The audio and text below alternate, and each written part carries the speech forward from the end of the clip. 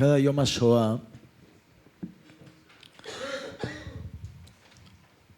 é uma oportunidade para voltar aos mesmos lugares que, como todo na vida, nunca são os mesmos.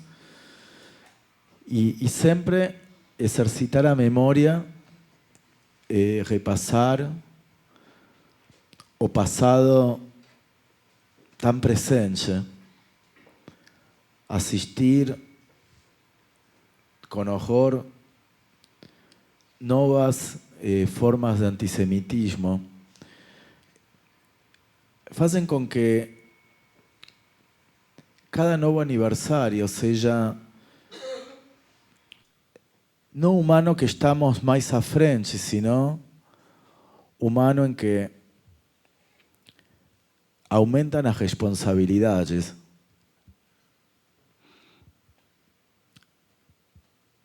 É tanto mais fácil sermos passivos, sentados assistindo à história de outros, do que assumir na consciência e na obra de nossas mãos que todo depende do nosso fazer. É mais fácil se sentar a ouvir as vozes dos sobreviventes, cada vez menos. E é por isso que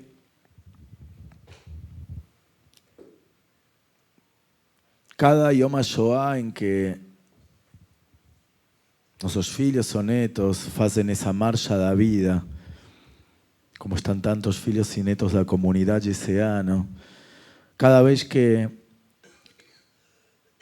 se escrevem novas palavras, se lança um novo livro, se conecta com novas histórias de vida, é uma oportunidade para voltar a esse lugar que nunca é igual.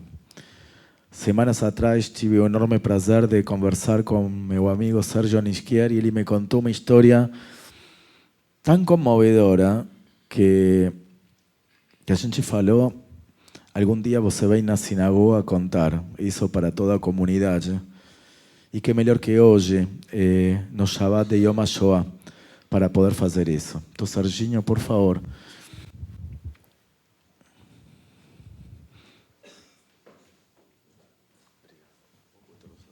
Com a permissão do Rabino Dario, eu vou me dirigir a vocês rapidamente para compartilhar uma coisa que aconteceu comigo e que eu acho que é uma obrigação minha trazer a público. E nós fizemos um trabalho, eu digo nós porque esse trabalho não foi só meu, foi feito junto com a psicóloga Daniele Goldrash, e graças a um esforço enorme de um psiquiatra forense chamado Talvani de Moraes. Eu estou um pouco emocionado com isso. Essa história surgiu lá no ano de 2008, 2009, não sei se vocês todos se recordam, quando eu estive na Federação Israelita, nós tivemos uma grande briga que chegou aí à justiça por conta de uma escola de samba que tinha a pretensão de, para retratar o horror, botar corpos de judeus com um destaque de Hitler sambando em cima. Nós tentamos, durante o tempo todo, convencer a escola, o carnavalesco, enfim, de que aquilo era uma má ideia, né? Que aquilo não deveria acontecer por conta da, então, existência de vários sobreviventes e, principalmente, das famílias e de soldados brasileiros que lutaram na Itália contra o nazismo, e que seria algo muito ofensivo, mulatas nuas sambando em cima de corpos de judeus, e não foi possível, eles não entenderam dessa forma. Nós entendemos que aquilo era uma atitude de ignorância absoluta, e, faltando uns 15 dias para o Carnaval, nós entramos na Justiça e o carro não saiu. O assunto se encerrou. Passados alguns meses, aconteceu no Rio de Janeiro um congresso internacional de vitimologia, que é um ramo do direito que trata do crime sobre o prisma, sobre a perspectiva da vítima, e não sobre a perspectiva do criminoso. E acabaram me convidando para falar sobre o case, né? Porque aconteceu que, quando nós tomamos a decisão de fazer uma ação judicial, nós não fizemos uma ação contra a escola, contra o carnavalesco, contra o cara que ia se vestir de Hitler. Nós fizemos uma ação pedindo para a justiça que impedisse a matança pela segunda vez das vítimas, do desrespeito às vítimas. Então, não havia quem se defender. Essa foi uma decisão política, porque a gente tinha um certo receio de um processo normal de racismo levar 10 anos e o carro ter saído. Então, foi uma decisão política acertada e o carro não saiu. Eu não tinha a menor ideia que eu estava usando os conceitos da vitimologia, nem o advogado. Nós tomamos uma decisão política. E acabei fazendo, então, uma palestra, um case, né? Aparentemente, poucos casos foram usados com a teoria da vitimologia, que foi criada depois do Holocausto. E, no final dessa palestra, eu fui procurado por uma pessoa que estava na audiência, que disse assim: Sérgio, fiquei muito impressionado, você é um engenheiro, falou para advogados, parecia que você dominava o assunto, e eu tenho um negócio para te mostrar. E eu falei, ok, mas não dei muita bola, falando sinceramente, tinha tanta gente lá parabenizando, né? O ego estava inchado, então eu não dei muita bola.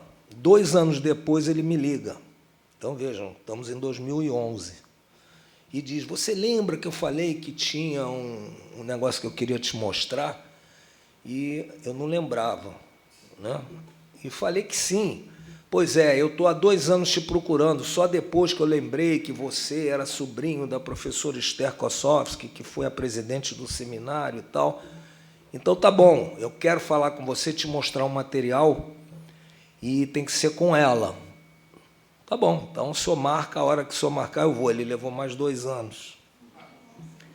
Então, nós já estamos em 2013 e 2014. Finalmente, eu tive um encontro com ele na casa da minha tia Esther Kossowski, que muitos de vocês conhecem, uma advogada brilhante.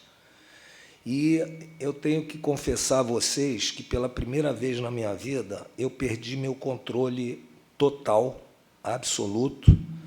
Ele chegou com uma pasta de plástico que tinha um monte de papéis, cerca de umas 100 páginas, pequenas, todas amareladas pelo tempo. E eu puxei ao acaso uma ficha qualquer daquelas. Quando eu li, eu instantaneamente perdi o meu controle. Eu juro para vocês, quer dizer, a gente não jura no judaísmo, mas eu digo a vocês que eu escutei a minha avó pedindo socorro, sendo queimada em Treblinka, quando eu li aquilo lá.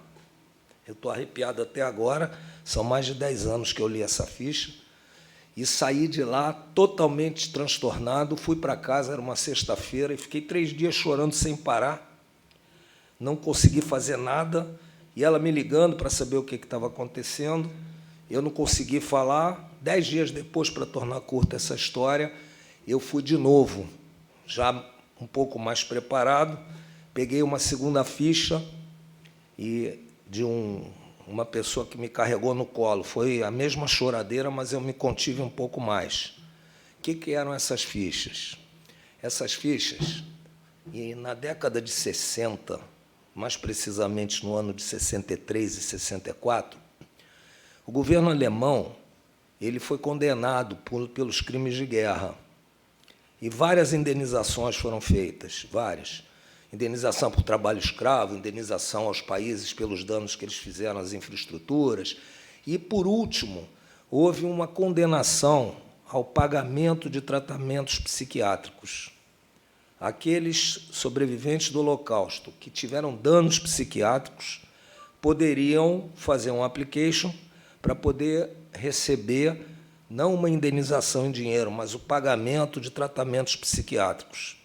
Claro que isso daqui é um processo jurídico, então as pessoas que precisaram disso tinham que ter um laudo psiquiátrico. Naquela época, o governo alemão contratou o maior psiquiatra brasileiro de então, chamado Oswaldo Moraes Andrade. Se alguém aqui for da área da psiquiatria, conhece esse nome perfeitamente. O Dr. Oswald, ele entrevistou 55 sobreviventes do Holocausto para fazer um laudo psiquiátrico, e esses laudos psiquiátricos instruíram os processos de pagamento dos tratamentos psiquiátricos. Por alguma razão, nesta segunda vez que eu estive lá, mais ou menos 2013, eu disse, Dr. Talvani, esses documentos são, talvez, uma das maiores provas da existência do Holocausto. Não que a gente precise contestar os negacionistas. A gente não precisa contestar os negacionistas. Os negacionistas são criminosos. Alguns países entenderam muito bem isso. E a negação do Holocausto é crime em alguns países, não é ainda aqui no Brasil. Por que eles são criminosos? Porque estão matando as vítimas uma segunda vez. Então, eu disse ao Dr. Talvani, isso é um documento histórico fantástico que a gente não pode deixar guardado. E, nessa época, ele disse, Sérgio, ainda tem gente viva. Não é possível a gente divulgar isso. Eu disse, mas nós vamos cobrir os nomes, ainda assim.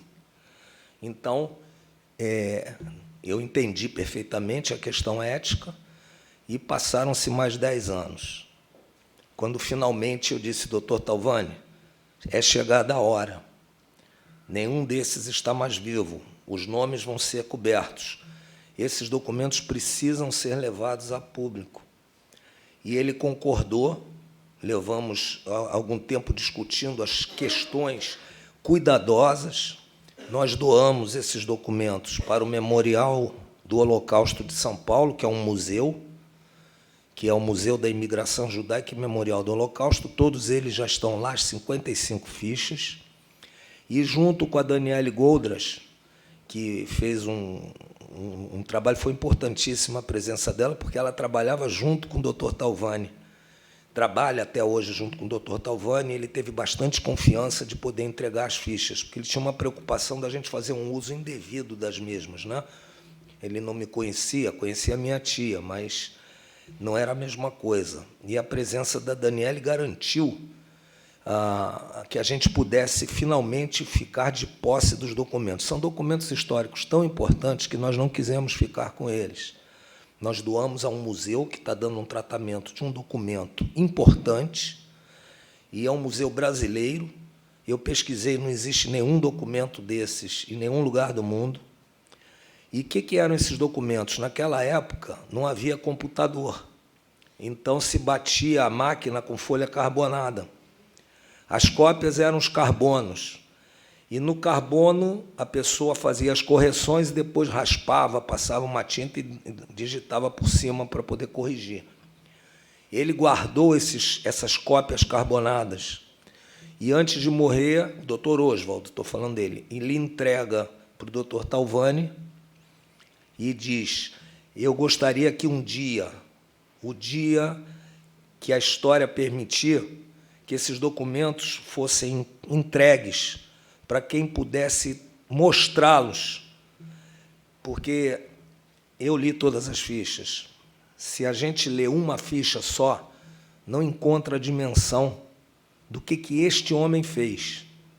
Quando você lê as 55 fichas, você consegue entender a dor desse psiquiatra, que foi obrigado a ser gélido, frio, como é mandatório num documento jurídico, não pode ter emoção, e, na frente dele, desfilou toda a tragédia humana.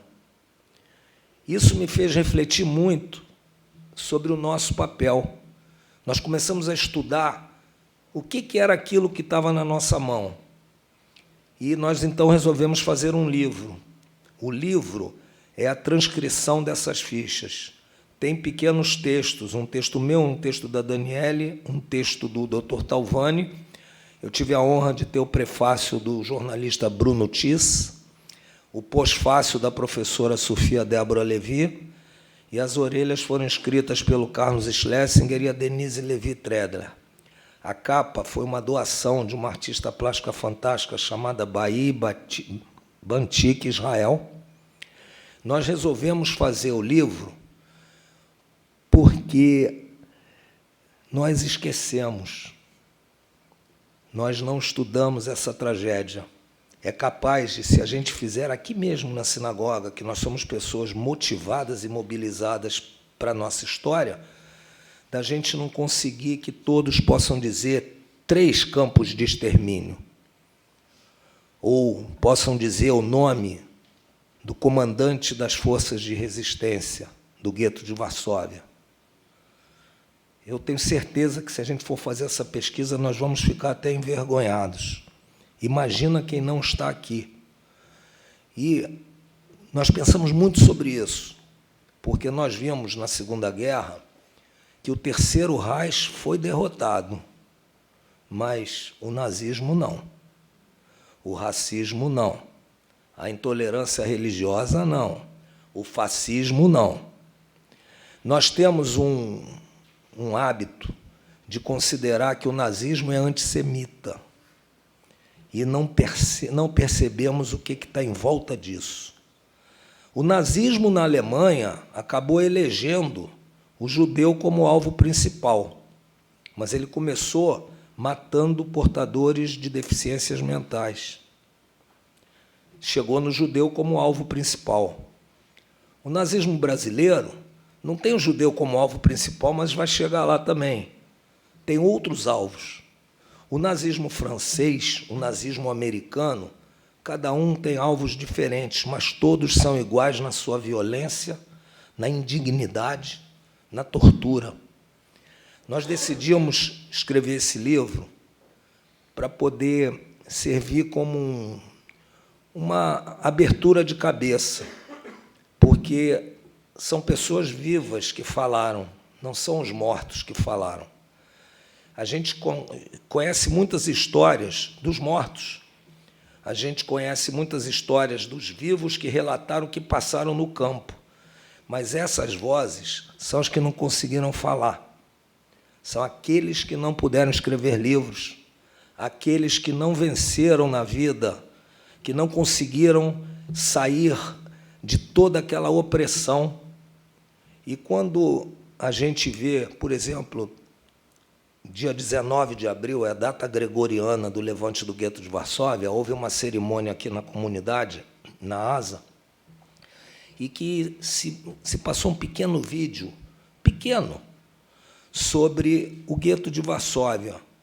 A gente via, já no final, a tortura.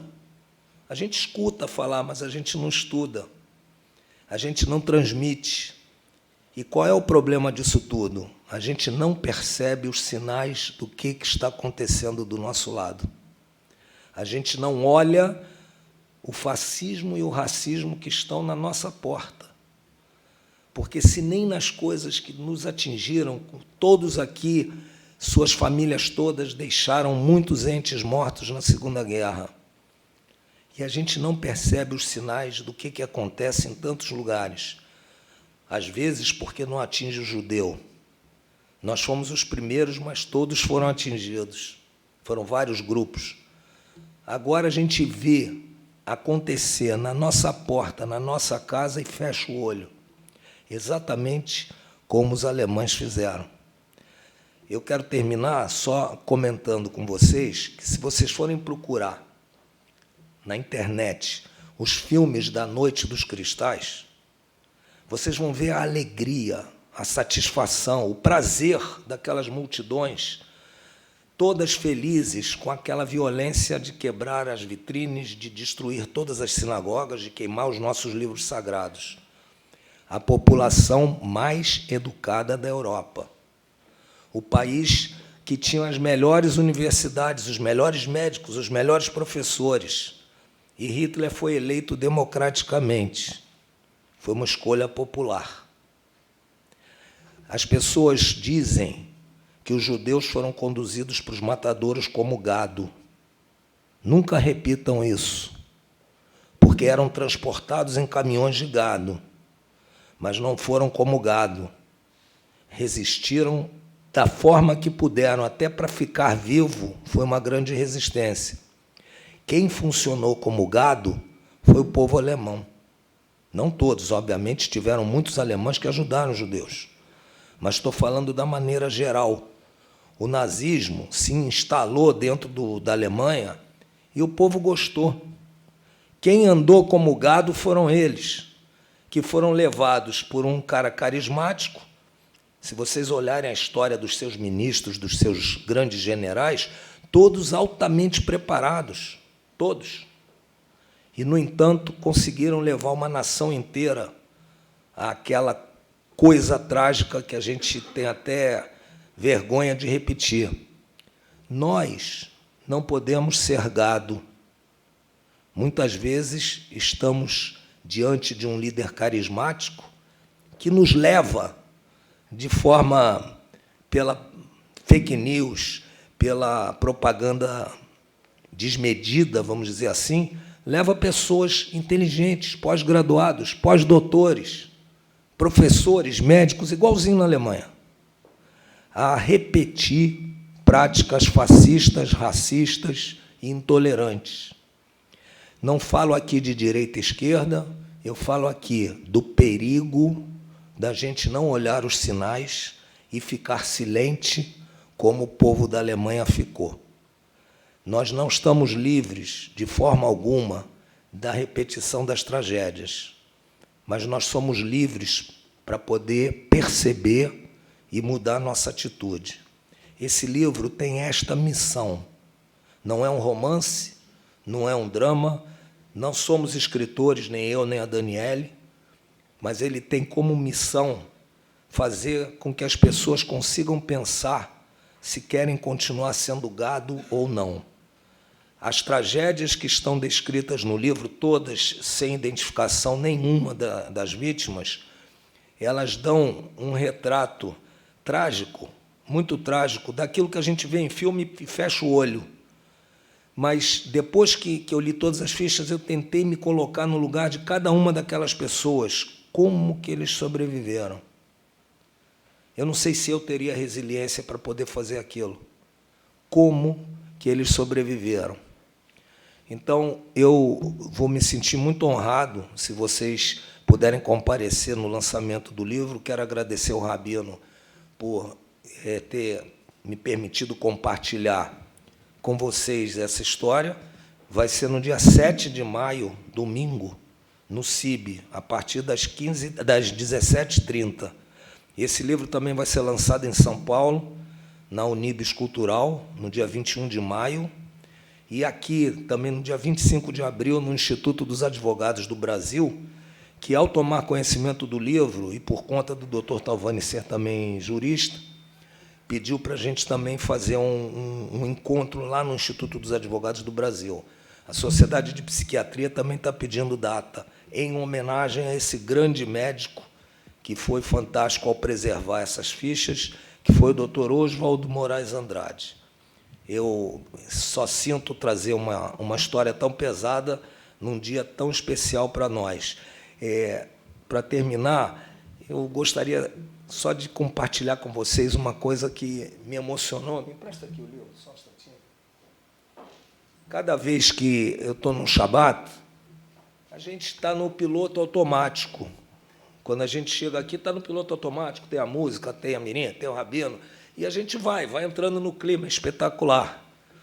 Mas, muitas vezes, eu paro para ler a tradução. E, sem brincadeira, hoje eu me emocionei muito com esta colocação que eu gostaria que vocês olhassem. Se eu não me engano, é a página 19.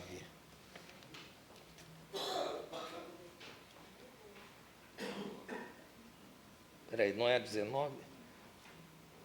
Um segundo só. Não. É a página 23. Não, 21. É o Kirem Hayenu. Todo mundo canta, é uma música linda, é espetacular. Kirem Hayenu, todo mundo gosta. Mas olhem que tradução, que coisa rica, que pérola da nossa tradição. Eu vou terminar lendo isso. E se o anoitecer da noite não é um acaso, com certeza é este um gesto de carinho. Vemos brilhar estrelas, mas não são. São as constelações dos nossos próprios gestos de carinho. E vai por aí.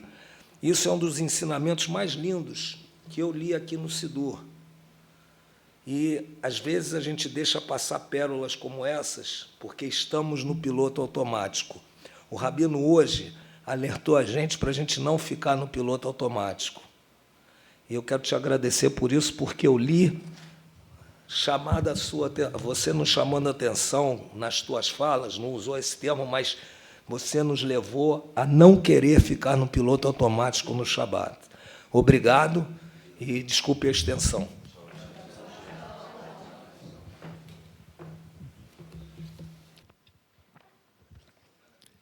Obrigado, Sérgio, não só pelas palavras, sino fundamentalmente com ter feito algo tão valioso com tu emoção, que foi traduzir em um livro para contar novas histórias.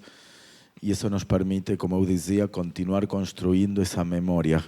Hannah Arendt, que se ocupou tanto do Holocausto, ela dizia que, na medida em que realmente se consiga chegar a superar o passado, essa superação vai consistir em narrar o que aconteceu. E quando Hannah Arendt falava de superar, ela falava entre aspas, porque ela sabia que superar não se trata de deixar atrás, sino no sentido de poder continuar em frente, carregando os acontecimentos que aconteceram, sem que cheguem a ser um peso impossível de carregar, sino como uma memória que nos permita continuar nossa marcha da vida. E Hannah Arendt continuava seu pensamento dizendo, falando para cada um de nós, que o que nós herdamos, devemos conquistá-lo. E essa é uma ideia muito poderosa, porque, pensando nesse piloto automático, a gente vive como se as heranças fossem automáticas. Parece que são um fato natural, um direito adquirido. Como se eu fosse filho de, e por isso mereço essa herança. E o que Hannah Arendt está tentando dizer é que toda herança precisa de trabalho, precisa de uma ação que nos faça dignos de aquilo que nos foi legado. Porque de não realizar essa tarefa, o que herdes, dizia Arendt, não será conquistado, sino que será levado como uma carga a vida toda.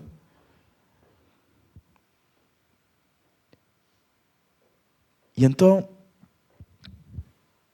pensando em todo o que ouvimos nessa noite, se trata de pensar a Shoah, de pensar todo o que já vivemos e ver as enormes oportunidades que nós temos e como, para ser herdadas, precisam de nosso exercício ativo. Como dizia Walter Benjamin, toda geração tem uma pequena força messiânica.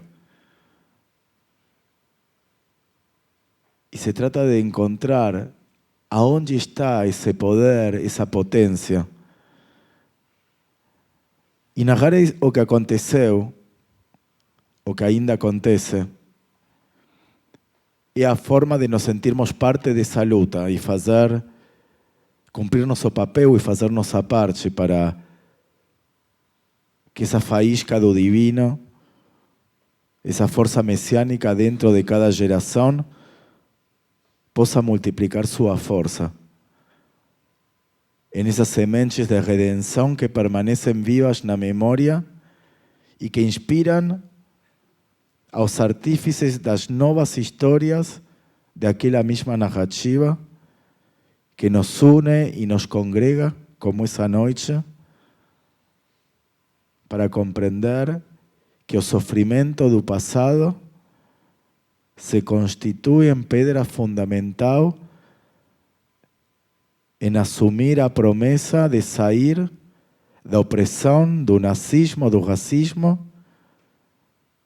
y nos constituirmos en artífices de una mejor travesía para todos, na eterna y sagrada marcha da vida.